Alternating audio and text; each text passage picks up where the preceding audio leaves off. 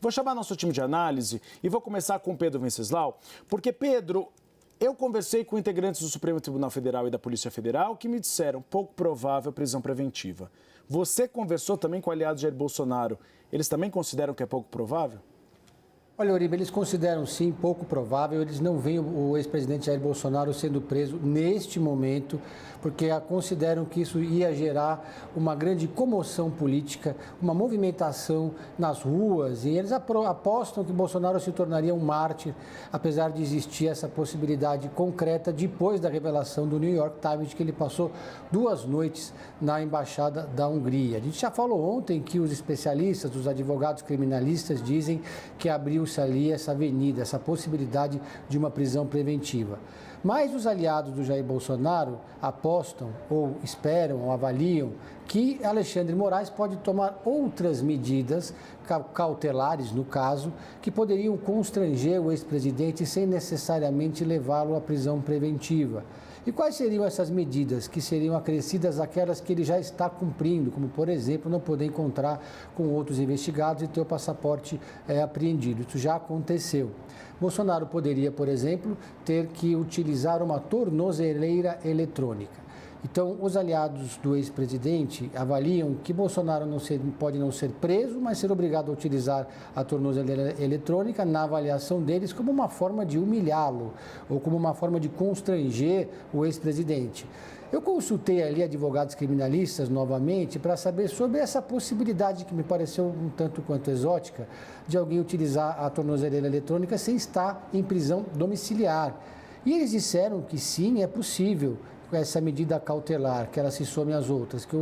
Ou seja, na prática, Jair Bolsonaro poderia ter que usar a tornozeleira eletrônica e poderia continuar viajando para o Brasil, fazendo atos em cima do caminhão de som, só que sempre com aquela tornozeleira ali na sua perna. Um dos advogados com os quais eu e o Pedro Duran conversamos foi o Auri Lopes, doutor em Direito Processual e Penal da PUC do Rio Grande do Sul. Ele concorda com essa leitura de que é pouco provável a prisão domiciliar nesse momento, porque, segundo ele, abre aspas, não há contemporaneidade e atualidade da situação, ou seja, os fatos ocorreram há mais de um mês. Se ele quisesse fugir, ele já teria fugido, por isso não se justificaria a prisão preventiva.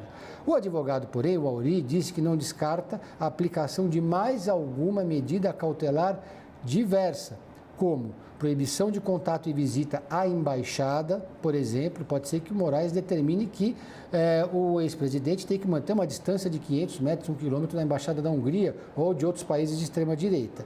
E o dever de comparecimento periódico em juízo, essa outra possibilidade, e até mesmo o monitoramento eletrônico, que é a aposta que fazem os bolsonaristas nesse momento. Tainá e Gustavo. Vou ouvir o Pedro agora, o Theo, lapso meu aqui, porque são muitos Pedros, né? Pedro Teixeira, Venceslau, Duran, a gente tem... E o Theo Cury parece um pouco com o Teixeira. E o Theo parece, né? Muito amigo, anda junto, a gente confunde também.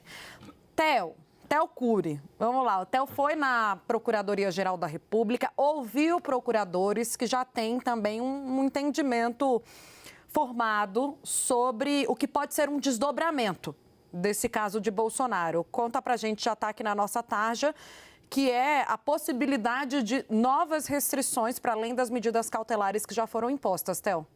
Exato, a gente trouxe isso ainda ontem. Eu estava conversando com integrantes da Procuradoria-Geral da República, que uma dessas pessoas me disse o seguinte: olha, antes de qualquer decisão, e pode eventualmente em um grau máximo resultar em uma prisão preventiva, mas antes precisa haver uma investigação prévia para de fato determinar e se comprovar o interesse em negociar um pedido de asilo na Embaixada da Hungria, o que ainda não está claro. Lembrando que, em entrevista ontem aqui ao Bastidores, o próprio repórter que revelou essa história diz que não há elementos, mas que pode haver uma indicação de que a saída teria a ver com um pedido de asilo, mas não há nenhum tipo de comprovação.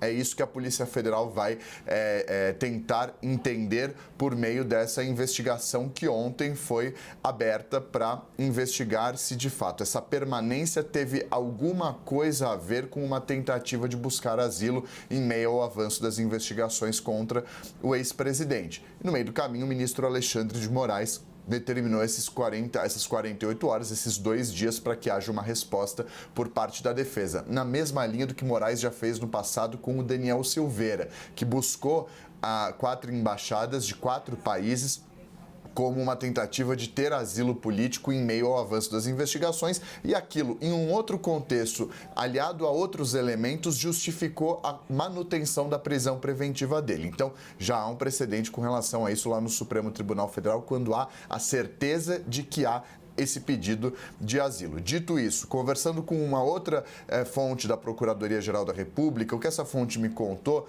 é o seguinte, que em grau máximo pode haver, sim, com base no artigo 312 do Código de Processo Penal, um pedido de prisão preventiva, mas em grau mínimo a determinação, a imposição de medidas restritivas para além da retenção do passaporte do ex-presidente da República, que aí sim manteria um controle ainda maior de um investigado pelo Supremo Tribunal Federal.